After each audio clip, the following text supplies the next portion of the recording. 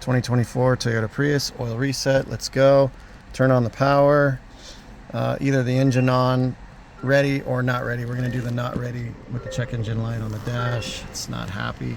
So we're going to, these are the buttons we're going to press: back, OK, and directions. So we're going to press back. Get rid of that message.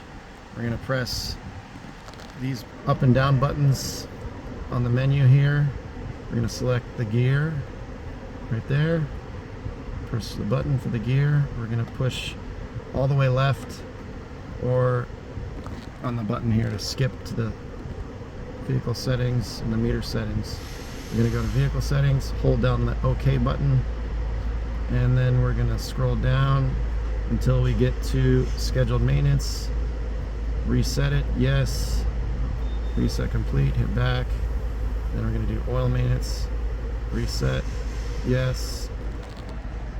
Okay. Reset complete, back. That's all there is to it. Thanks for watching.